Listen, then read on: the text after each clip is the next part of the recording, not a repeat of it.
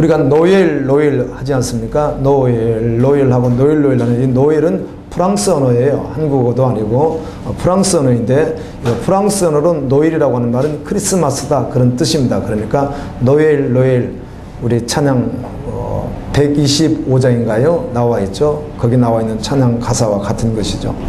이 캐롤이라고 해요. 이걸 갖다가 특별히 캐롤이라고 하는데 이 캐롤은 이교도 하나님을 믿지 않는 이방 종교인들이 그들 축제 때 춤을 추면서 불렀던 문화 속에 있습니다. 이것을 또 교회에서는 또 그 문화와 같이 또 절기 때 하나님을 찬양하는데 또 이렇게 바꾸어서 이렇게 하는 것이 캐롤이 되어서 오늘날 우리가 부르고 있기도 합니다.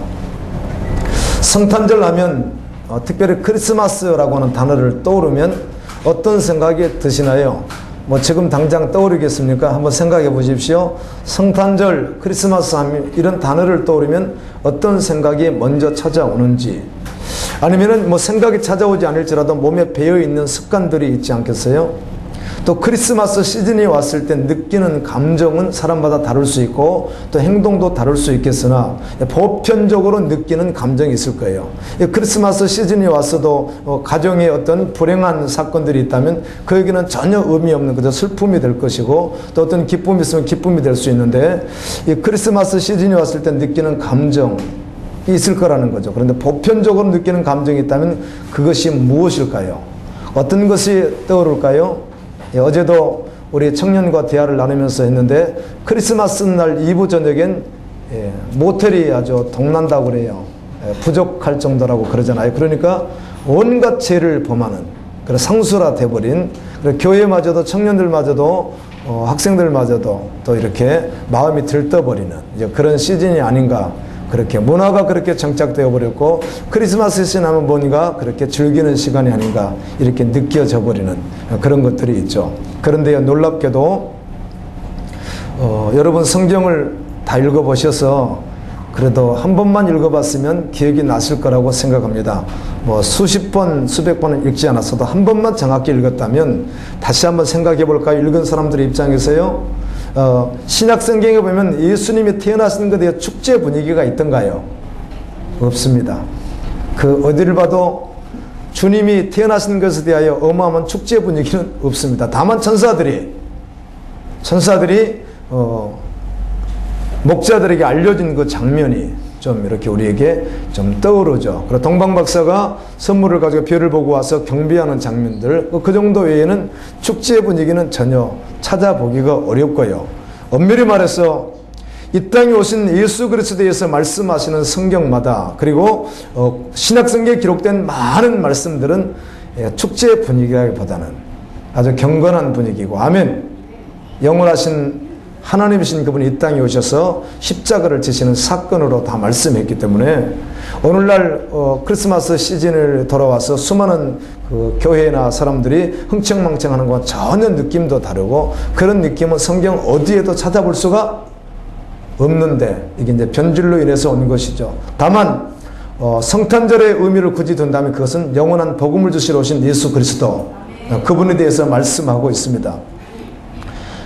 많은 말씀들 가운데 마가복음 10장 45절에 보면 예수님이 이 땅에 오신 것에 대해, 즉 성탄에 대하여 이렇게 말합니다. 인자가 온 것은 섬김을 받으려 함이 아니라 도리어 섬기려 하고 자기 목숨을 많은 사람의 대속물로 주려 하노라. 아멘.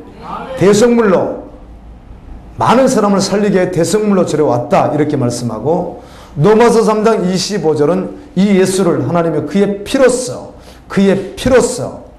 믿음으로 말미암는 화목제물로 세우셨으니 이는 하나님께서 길이 참으시는 중에 전에 지은 죄를 간과하심으로 자기의 의로우심을 나타내려 함이라. 예수님이 오신 성탄에 대하여 성경은 어떤 축제 분위기, 다시 말하면 오늘날 같은 이런 분위기는 전혀 느껴지지 않고 그런 구절이 저는 찾아봐도 없는 것 같아요. 그리고 다 예수 그리스도의 피, 대속제물, 십자가 이렇게 다 표현되어 있습니다. 레위기 성경에 보게 되면 5대 제사가 나오는데 그 가운데 특별히 번제 제사가 있습니다. 이 번제 제사, 이 번제로 드려지는 제사는 곧 예수 그리스도를 말씀하는 것이죠. 이 땅에 오셨던 예수 그리스도가 왜 오시는지, 무엇 때문에 오시는지, 왜 그가 죽으시는 것에 대해서 하시는 말씀인데요. 레위기 1장 6절에 보면 이렇게 되어 있습니다. 그는 또 그 번제희생의 가죽을 벗기고 각을 뜰 것이요. 이 번제희생, 양이나 염소, 소 다 포함될 수 있습니다. 특별히 이 양의 가죽을 벗기고 각을 뜬다고 하는 말은 이 배를 갈라서 창자를 꺼내고 이 수족을 다 잘라내는, 이렇게 완전히 다 끊어내는 이런 의식을 말해요. 예수 그리스도를 말하는 것입니다. 제사장 아론의 자손들은 단 위에 불을 두고 불 위에 나무를 벌려놓고, 이제 이 번제물을 태우기 위해서 불을 벌려놓고, 아론의 자손 제사장들은 그 뜬 각과 머리와 기름을 단 이 불 위에 있는 나무에 벌려놓을 것이며, 그 내장과 정강이를 물로 씻을 것이요. 제사장은 그 전부를 단 위에 불살라 번제를 삼을지니 이는 화제라 여호와께 향기로운 냄새니라.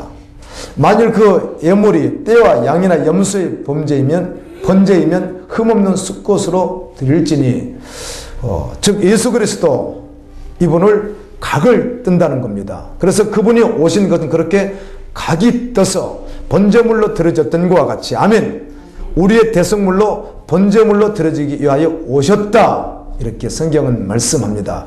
이사야 53장에 있는 말씀들 너무 많이 기억하죠. 그가 찔림은 우리의 허물을 인하며 그가 상함은 우리의 죄악을 인함이라. 그가 징계를 받으면 우리가 나음을 얻고, 이런 쭉 나가는 말씀 가운데 주님이 오심에 대한 말씀들을 보게 되면, 주님이 오셔서 무엇을 하실 것이며 어떻게 하실 것인가에 대한 말씀을 보게 되면, 우리가 그 내 영혼에 하늘로부터 오는 어떤 희락의 기쁨이 충만해야 되겠죠. 아멘. 그 기쁨은 세상에 감당치 못하는 기쁨이어야 되겠으나, 이제 오늘날 문화로 이렇게 되어버린 이런 것과는 전혀 다르다는 것입니다. 지금 보통 교회에서나 세상에서 시즌에 기뻐한다, 이거와는 전혀 차원이 다를 뿐만 아니라 완전히 다르다는 것을 성경을 통해서 알 수 있다는 것이죠. 로마서 5장 9절에 보면, 그러면 이제 우리가 그의 피로 말미암아 의롭다 하심을 받았으니 더욱 그로 말미암아 진노하심에서 구원을 받을 것이니, 예수 그리스도가 탄생하신 것, 그것은 곧 십자가를 말하는 것이고 번제물을 말하고 계속해서 피를 말한다는 것입니다. 에베소서 1장 7절에 우리는 그리스도 안에서 그의 은혜의 풍성함을 따라 그의 피로 말미암아 속량 곧 제사함을 받았느니라. 아멘. 요한계시록 1장 5절에 또 충성된 증인으로 죽은 자들 가운데서 먼저 나시고 땅의 임금들의 머리가 되신 예수 그리스도로 말미암아 은혜와 평강이 너에게 있기를 원하노라. 우리를 사랑하사 그의 피로 우리 죄에서 우리를 해방하시고. 아멘. 이렇게 계속해서 말씀해요. 그래서 신약 어디를 봐도, 구약 어디를 봐도 그분을 임마누엘이라 하리라. 자녀가 아들을 낳으리 그를 임마누엘이라 하리라. 뭐 이런 말씀들이 있지만, 주님이 이 땅에 오신 그 날에 대하여 굉장한 축제, 오늘날로 말하는 문화를 말하는 것입니다. 사실 영적으로는 정말 기쁨이죠. 아멘. 그러나 이 땅에서 일어나는 모든 그런 분위기와는 전혀 상반된 모습으로 말씀은 기록하고 있다는 것이죠. 할렐루야. 그래서 오늘 마치고 나서 7시 반 예배도 있을 텐데, 평소에도 그랬는데 오늘 마음 들뜨지 마십시오. 오늘 마음 들뜨는 날이 아닙니다.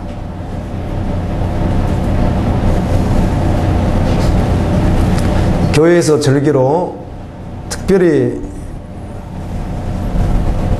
추수감사절, 맥추절 이런 거 말고 주님에 대해서 직접적으로 이렇게 우리가 느껴지는, 피부로 느껴지는 절기가 있다면 부활절이 있고 성탄절이 있죠.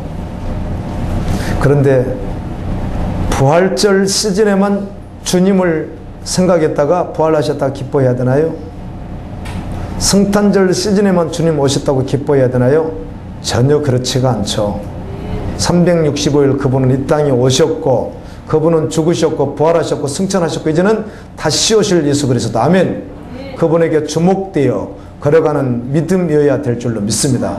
그래서 사실은 오늘 또 어떤 분을 우리가 기리는 것이죠? 의미를 부여한다면 다시 오실 예수 그리스도, 다시 오실 예수 그리스도, 그분이 주목되어야 되는 것이죠. 여러 가지 의미가 있을 수 있겠죠. 표현상 어린 아기를 이렇게 그려놓고 그 앞에 경배하는 모습들 여러 가지 할 수 있으나, 정말 그 내면의 깊은 속에 정말 주님이 계신가 하는 것을 그들 심령마다, 우리 심령마다 다시 한번 점검할 필요가 있다는 것입니다. 제가 이번 주 이렇게 지나면서 2014년 그때까지 주님이 오시지 않는다면 한 번 더 또 연장되는 성탄절을 우리가 맞이할 수 있는데 시즌적으로 어떻게 할까 고민하는 가운데 마음 주셔서 이미 메모를 해놨어요.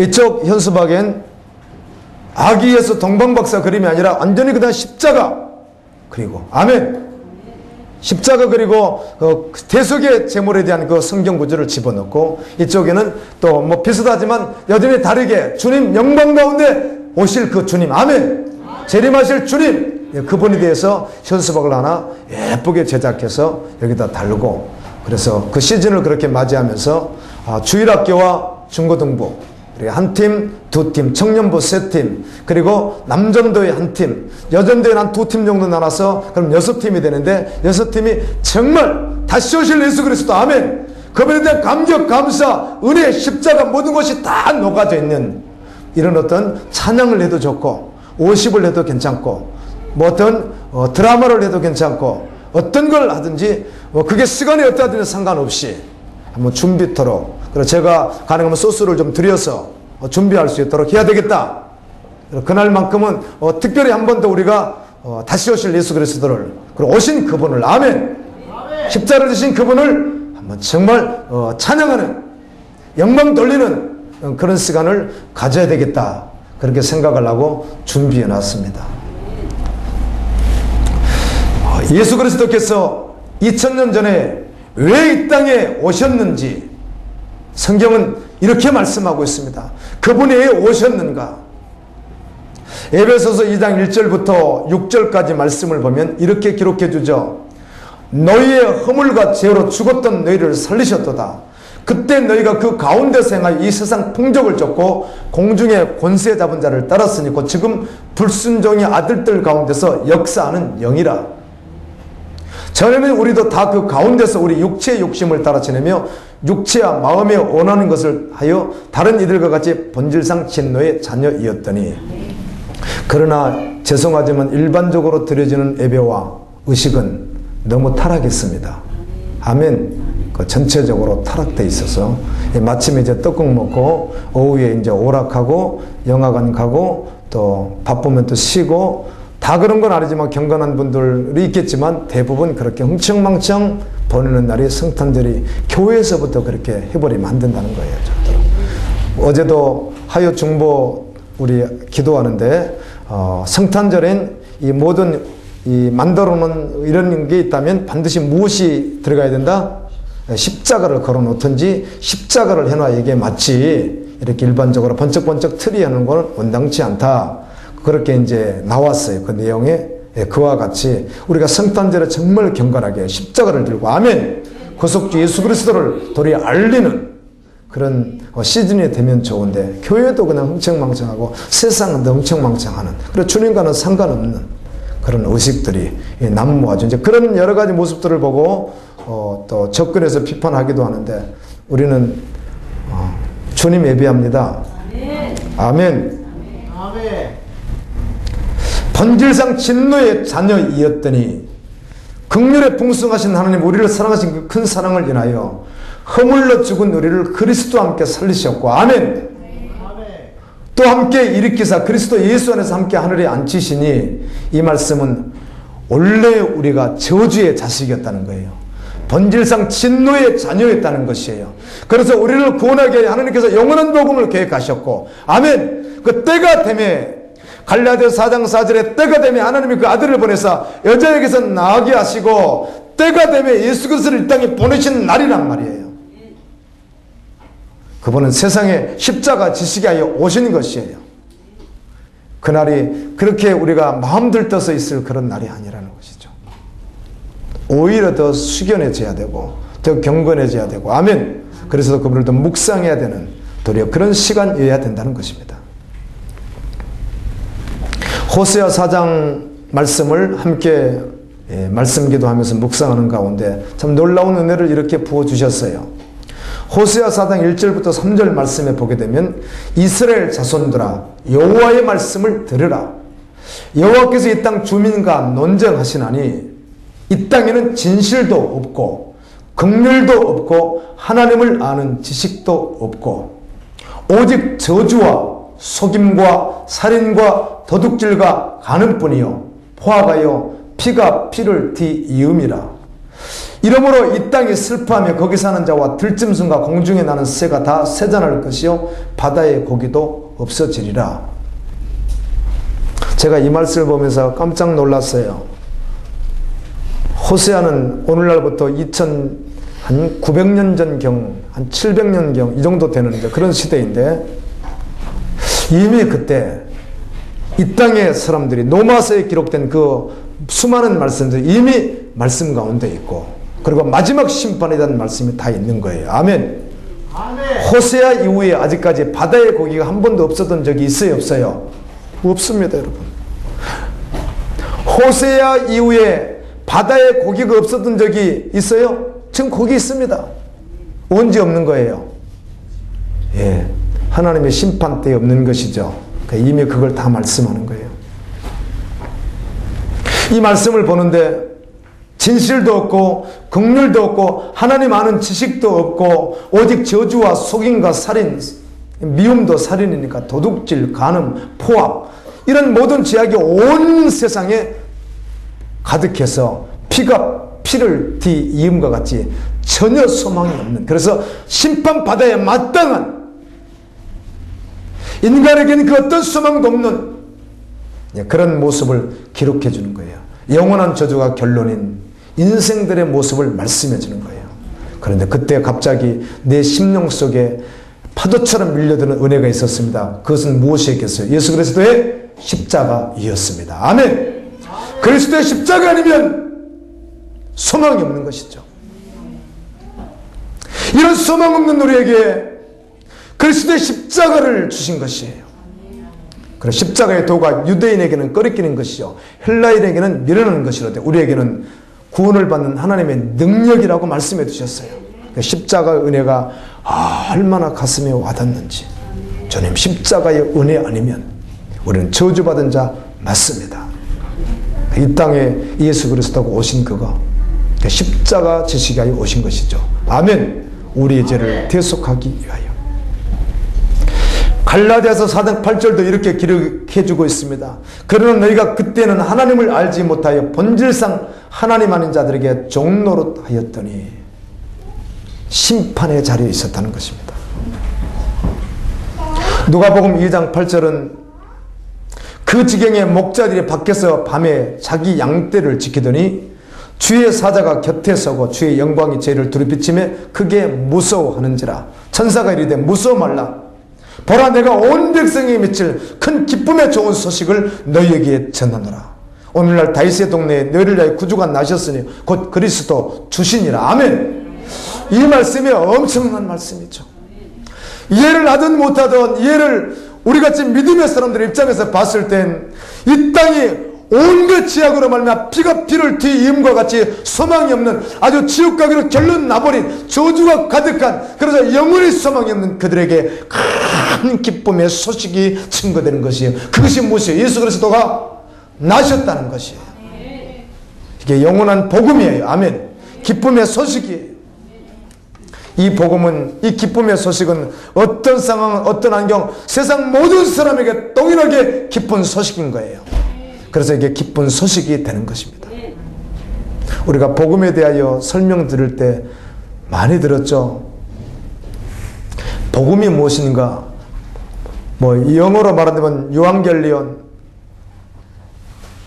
아니 헬라어로 말하면 요한겔리온 이런 말을 쓰는데요.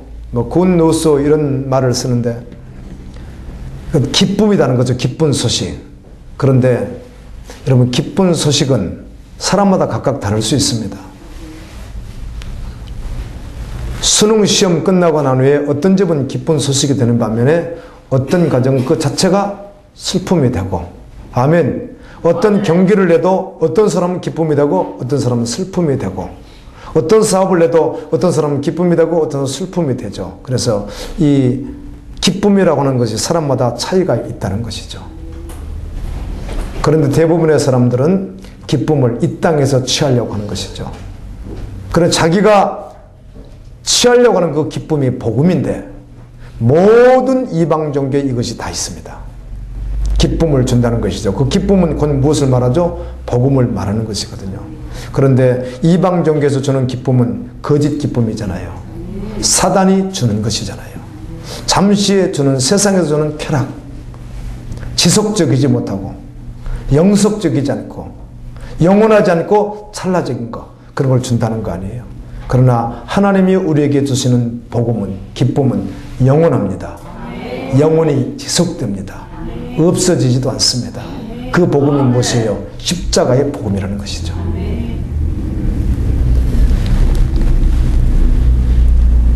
여러분, 그러므로 이 복음을, 천사들이 말했던 기쁜 소식, 이 복음을 받은 그리스도인이라고 한다면 어떤 것, 어디에서도 영원한 기쁨이 되는 거예요. 저희 아내와 어제는 이런 대화를 나눴습니다.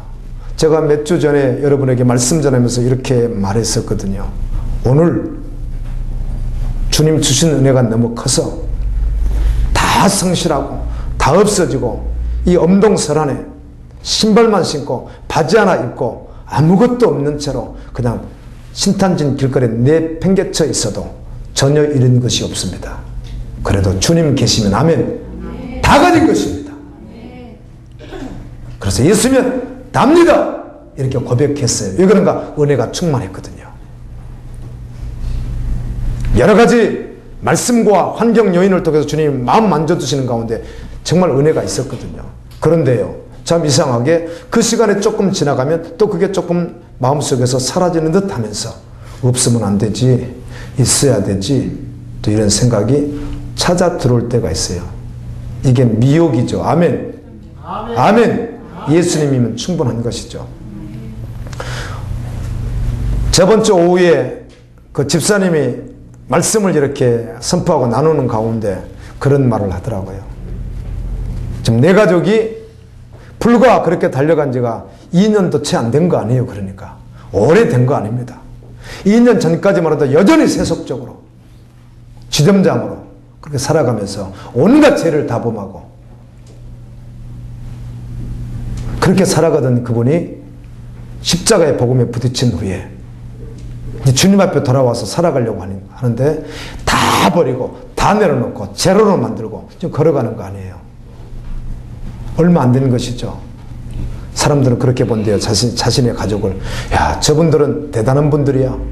복음으로 사는 분들이라고. 그렇게 보는 것 같은데 사실 자신의 마음속에는 뭐가 있다고요? 약간의 두려움이 있다고 솔직하게 고백하잖아요. 아멘. 그래서 그 두려움을 어떻게 이길 것인가? 그 지체들과 함께 할 때, 증인들과 함께 할 때, 그래서 매일 말씀 묵상하지 않으면 견딜 수가 없다는 거예요. 말씀이 없으면 불안해서 살아갈 수가 없다는 거예요. 아무것도 없으니까. 월 1,000만 원 이상씩 받던 사람이 갑자기 제로가 돼버리니까. 그리고 집도 다 떠나서 나그네 생활을 하고 있으니까 두렵다는 거예요. 잠시. 그러니까 그 길을 걸어가야 되는데. 그래서 말씀 앞에 서면 용기가 생기고, 아멘! 다시 주님 주신 힘이 있고, 증인들과 함께, 같이 걸어가는 증인들과 함께 있으면 은혜가 되고, 그래서 그 힘으로 걸어가고 있습니다. 아주 솔직한 고백이죠. 자신을 속이지 않는. 아멘! 우리는 우리가 그 실상 그 앞에 있지 않으니까, 우리가 엄청난 고백을 하고 엄청난 말씀을 믿는다고 하지만 실상 그 앞에 있을 때는 얼마나 흔들릴 수 있겠어요. 그러나 은혜가 있으면, 아멘. 그 말씀을 붙잡고 있으면, 주님이 함께 하시면, 주님이 그 은혜 주시면 두려움이 없습니다. 여러분, 그 기쁜 소식, 천사가 전하여 준 그 기쁜 소식, 온 세상에 미칠 그 기쁜 소식이, 그 기쁨이 여러분의 것입니까? 이렇게 묻고 싶습니다. 오늘 여러분의 것이 되기를 예수님 이름으로 축원합니다. 그래서 항상 믿음의 자리에 계십시오. 말씀의 자리에 계십시오. 제가 고백하잖아요. 그렇게 멀쩡하게 고백해놓고 죽어도 괜찮죠. 예. 저 얼음판에 내팽개쳐도 괜찮죠. 예수님은 충분하다고 그러는데 나도 모르게 몇 일 지나면 마음속에 그래도 정말 괜찮나? 이런 환경은 그대로인데도 불구하고 어떤 어려움이 내 앞에 있는 것도 아닌데 그런 마음이 비집고 들어오는 그런 것을 내가 느끼게 돼요. 여전히 그때 어디로 가야 돼요? 십자가의 복음. 아멘! 십자가 앞으로 나가는 것이며 말씀 앞에 설 때 그 말씀이 하나님의 은혜고 능력이기 하면 다시 또 이겨내고 또 걸어가는 거예요. 요한복음 3장 16절 말씀이 이렇게 위대하고 어마어마한 말씀인지 실제 되기 전에는 몰랐어요. 실제 되니까 알겠어요. 하나님이 세상을 이처럼 사랑하사 독생자를 주셨으니 이는 저를 믿는 자마다 멸망치 않고 영생을 얻게 하려 하심이라. 아멘. 마태복음 4장 16절에 보면 원래 우리가 이런 자리에 있었다는 것이에요. 흑암에 앉은 백성이. 지옥이 어떤 곳이에요? 흑암이에요. 주님이 없는 사람은 사단에게 속고 있는 것이 지금 흑암 속에 있는 것이에요. 흑암에 앉은 백성이 큰 빛을 보았고 사망의 땅과 그늘에 앉은 자들에게 빛이 어떠다 하였느니라. 예수 그리스도가 이 땅에 오신 것 흑암에 앉은 백성들의 빛으로 오신 거예요. 사망의 그늘에 앉아있는 자들을 십자가로 살리시게 하여 오신 거예요. 이게 굳이 성탄의 의미를 말한다면 이렇게 알아야 될 줄로 믿습니다. 결코 마음 들뜰 수 있는 시즌이 아니라는 것이죠.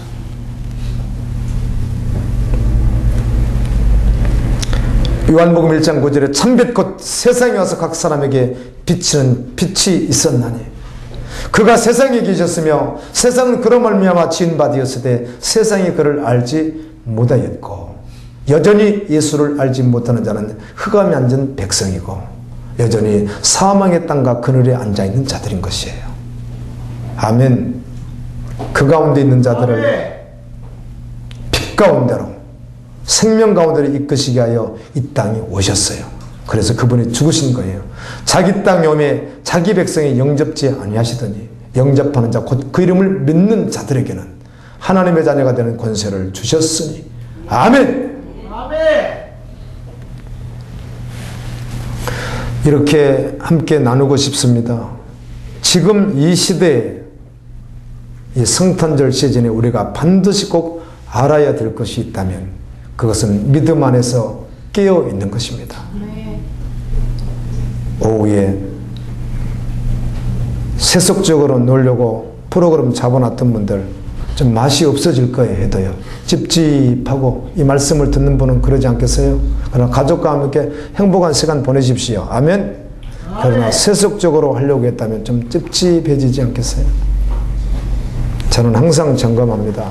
명절이 돌아온다든지 결혼식이 온다든지 어떤 뭐 생일이 여러 가지 어떤 그 행사들 있잖아요. 이게 돌아올 때 내 마음속을 들여다봅니다. 그럼 벌써 며칠 전부터 오는구나 그러면 나도 모르게 마음이 어때요? 그게 잡히잖아요. 그렇죠? 항상 점검합니다. 과거에는 그랬어요. 아니지. 그게 나의 즐거움이 될 수가 없지. 지나가는 거, 세상의 행사, 그것이 나에게 어떤 기쁨이 될 수가 없지. 내가 그것을 왜 기다려? 이번 설이 돌아오면 아들, 며느리, 가족 모여서 맛있는 음식을 만들고 윷놀이를 하면서 와, 행복하겠지. 정말 제가 세속적으로 살아갔던 목사였을 때는요, 그게 기쁨이었다고요. 그게 막 기다려져요, 벌써요. 벌써 그때부터 건성건성 되는 거예요. 중심이 그래요. 영적이질 못했다고요. 이건 제 실체였어요. 저의 실체. 지금은 절대로 그럴 수 없죠. 막 그때 와서 그때 하루를 그렇게 함께 보내는 거 할 수 있죠. 그러나 그게 미리부터 저의 기쁨이 될 수는 없다는 거예요. 오직 나의 기쁨은 예수 그리스도예요. 그보다 더 기쁨이 있으면 벌써 나는 이미 어때요? 그리스도를 밀어내는 시간이에요. 그 시간은요. 그분을 경외하지 않는 시간이더라고요. 자, 성탄절이 다가온다고요.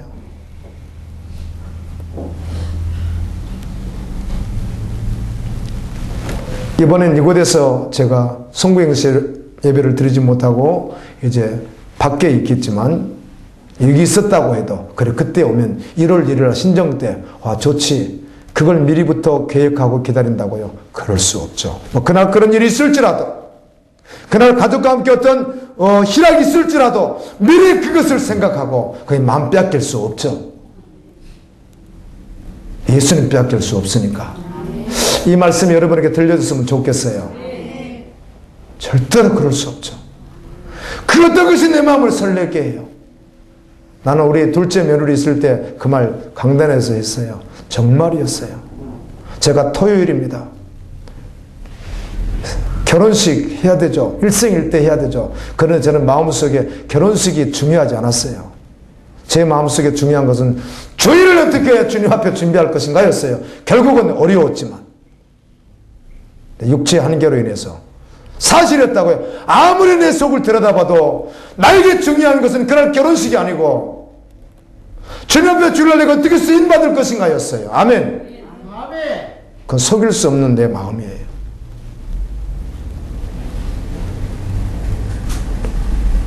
오해하지 마세요. 주님 외에는 다른 기쁨으로는 기뻐할 수 없는 것. 그렇게 계속 만들어준 주님의 은혜가 큽니다. 무엇이 기쁠 수 있겠어요? 그 어떤 것이 그 기쁨을 빼앗아 가겠어요?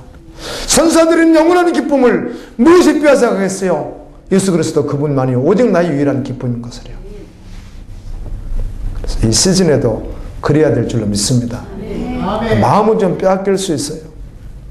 돌이 돌아온다, 잔치가 돌아온다, 회갑이 돌아온다, 여러 가지 상황에서 마음이 분주할 수, 재수하자면 그러나 그게 기쁨이 될 수 없는 거예요. 그럼 그때 아십시오. 아멘. 주님이 먼저이고 그게 나중이란 말이에요. 그 시간에도 주님이 주인이라고요. 거기서 그냥 그것으로 기뻐할 수 없다고요. 주님 때문에 그것이 기쁠 수 있는 것이지.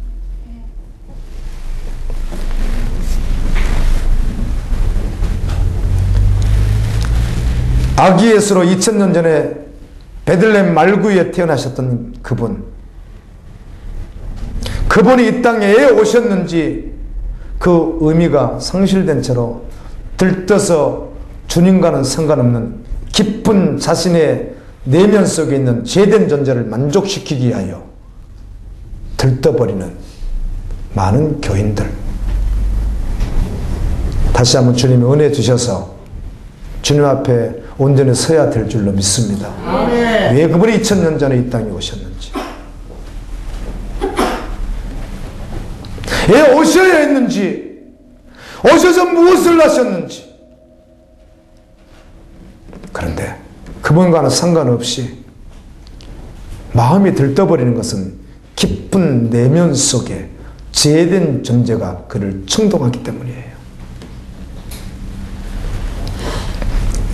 베드로후서 말씀을 묵상하는 가운데 주님이 이런 은혜를 주시더군요. 베드로후서 3장 1절입니다. 사랑하는 자들아, 내가 이제 이 둘째 편지를 너희에게 쓰노니 이 둘로 너희 진실한 마음을 일깨워 생각하게 하여. 진실한 마음을 일깨우고 싶다. 우리의 진실한 마음을 일깨워서 곧 거룩한 선지자의 예언한 말씀과 주 되신 구주께서 너희의 사도들로 말미암아 명하신 것을 기억하게 하려 하노라. 먼저 이것을 알지니 말세 기롱하는 자들이 와서 자기의 정욕을 쫓아 행하며 기롱하여 가로되 주의 강림하신 날은 약속이 어디 있느냐. 조상들이 잔 후로부터 만물이 처음 창조할 때와 같이 그냥 있다 하니 이는 하늘이 옛적부터 있는 것과 땅이 물에서 나와 물로 성립한 것도 하나님의 말씀으로 된 것을 저희가 보려 잊으려 함이로다. 이로 말미암아 그때 세상은 물로 넘침으로 멸망하였으되 이제 하늘과 땅은 그 동일한 말씀으로 불사르기 위하여 간수하신 바 되어 경고치 아니한 사람들의 심판과 멸망의 날까지 보존하여 두신 것이니라. 사랑하는 자들아, 죽게는 하루가 천년 같고 천년이 하루 같다 하는 것을 잊지 말라. 주의 약속은 어떤 이에 더디다고 생각하는 것 같이 더딘 것이 아니라 오직 너희를 대하여 오래 참으사 아무도 멸망하지 않고 회개하기에 이르기를 원하시느니라. 그러나 주의 날이 도적같이 오리니 그날에는 하늘이 큰 소리로 떠나가고 체질이 뜨거운 불에 풀어지고 땅과 그 중에 있는 모든 일이 드러나리로다. 이 모든 것이 이렇게 풀어지리니 너희가 어떠한 사람 되어야 마땅하뇨. 거룩한 행실과 경건함으로 하나님의 날이 임하기를 바라보고 간절히 사모하라. 그날에 하늘이 불이 타서 풀어지고 체질이 뜨거운 불에 녹아지려니와 우리는 그의 약속대로 위에 거하는 바 새하늘과 새 땅을 바라보는도다. 그러므로 사랑하는 자들아, 너희가 이것을 바라보나니 주 앞에서 점도 없고 흠도 없이 평강곳에서 나타나기를 힘쓰라. 이런 말씀인데요, 베드로후서 3장 말씀을 묵상하는 가운데 이런 은혜를 주시는 거예요. 이게 하나님의 계획을 말씀해 주시는데, 마지막 때 특별히 계획을, 우주의 결말을 말씀해 주시는데, 우주의 지각 변동을 말씀해 주시는데, 이게 얼마나 큰 말씀인지 몰라요. 아멘. 정말 우리가 상상하지도 못하는 마지막 시대의 결말에 대해서 영원한 것을 알려주신 거예요. 베드로 사도를 통해 성령께서 오늘 우리에게 그 엄청난 것을 알려주시는 거예요. 11절에서 12절에 이 모든 것이 이렇게 풀어지리니 너희가 어떠한 사람이 되어야 마땅하뇨. 거룩한 행실과 경건함으로 하나님의 날이 임하기를 바라고 간절히 사모하라. 그날에 하늘이 불에 타서 풀어지고 체질이 뜨거운 불에 녹아지려니와. 이런 말씀을, 여러분, 마지막 결말에 대한 엄청난 말씀을 우리에게 주셨다는 것이죠. 그런데 주의 약속이 더디다고 생각하고 믿지 않는 자들이 있다는 것입니다.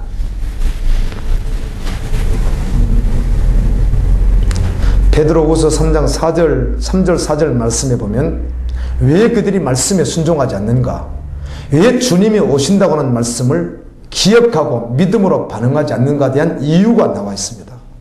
그 이유는 이렇게 3장 3절은 이렇게 말씀합니다. 먼저 이것을 알지니 말세에 기롱하는 자들이 와서 자기의 정욕을 쫓아 행하며, 이렇게 말씀합니다.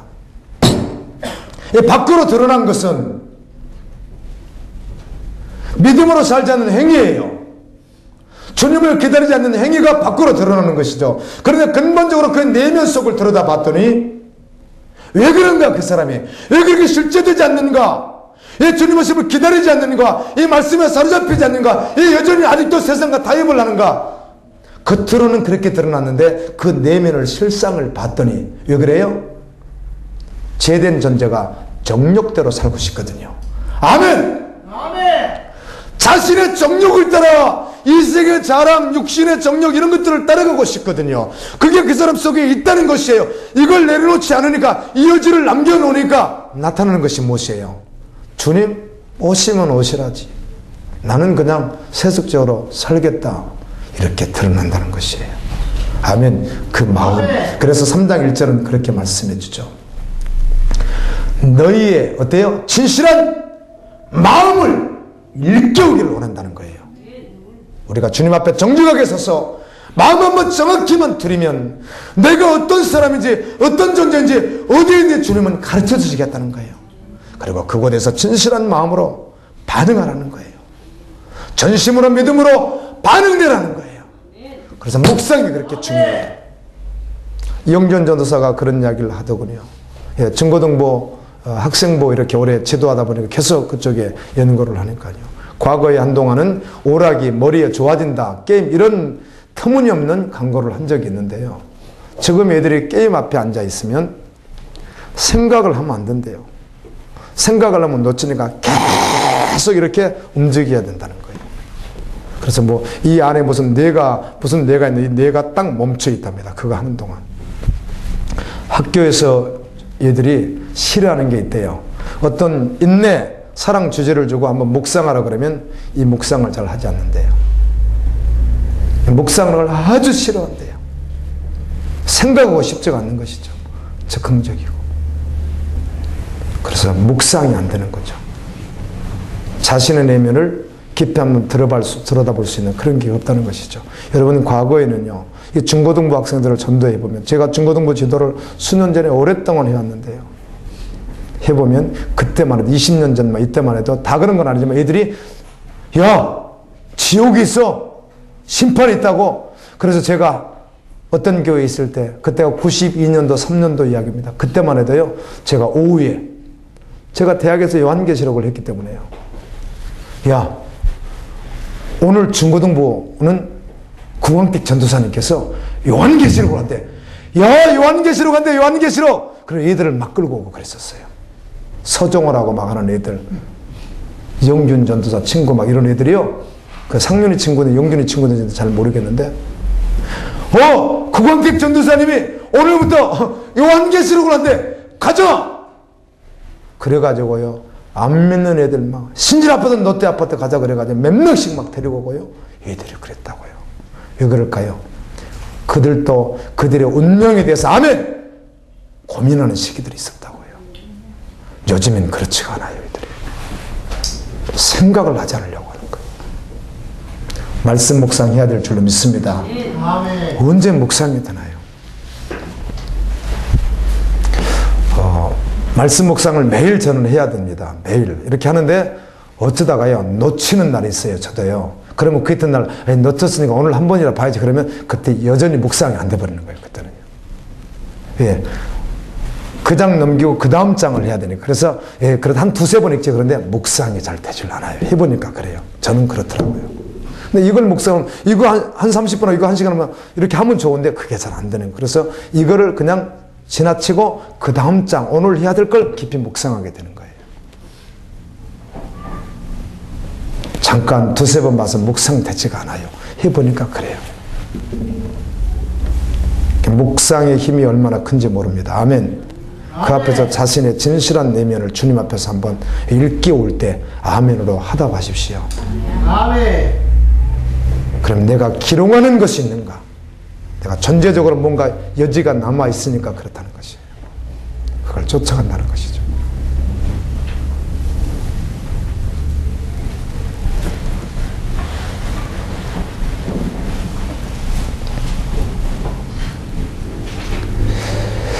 말씀에 부딪히면 저항하는 것이 아니라 자기 삶이 저항으로 드러나는 것, 그 이유가 있다는 것이죠. 그것은 그 마음속에 정욕이 있기 때문에 그렇다는 거예요. 그래서 다 내려놓지 않으면 안 되는 것이죠. 십자가가 아니면 따라가지 못한다는 것입니다. 십자가 복음 없이 따라갈 수가 없다는 것이죠. 여전히 자신이 죽고 다시 살아난 새 생명으로 살지 아니하면 허망한 종교인으로 마지막에 끝나버리고 말 것이에요. 아멘. 지금 중고등부들이 구원받기가 어려운 시대입니다.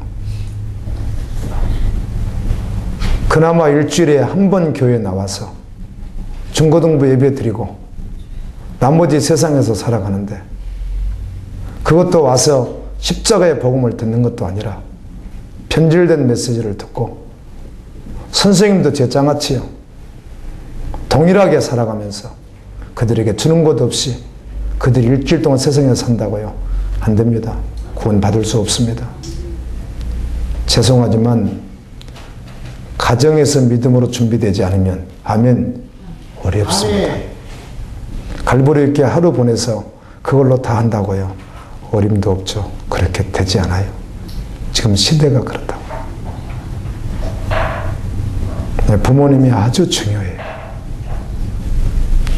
우리가 마음 조금만 놓으면 편질이 오는데요.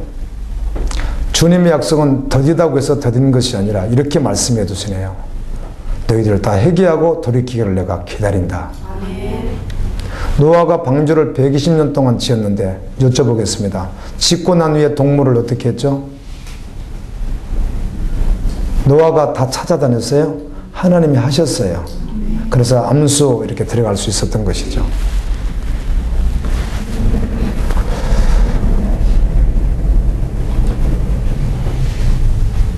하나님께서 120년 동안 꼭 기간이 필요했을까요?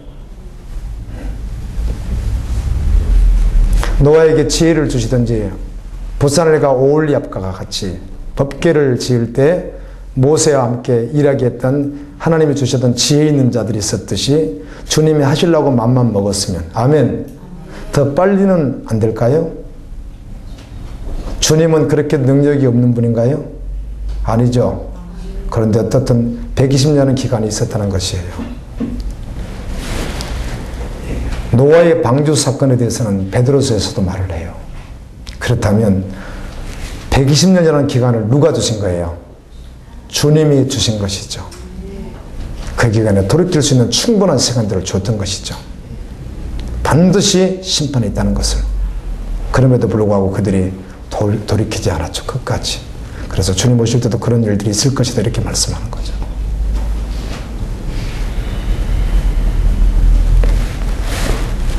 오늘 우리에게 기회가 주어졌다면 이건 주님의 은혜인 줄로 믿습니다. 돌이켜서 믿음으로 서라는 것입니다. 진실한 마음을 일깨워서 우리의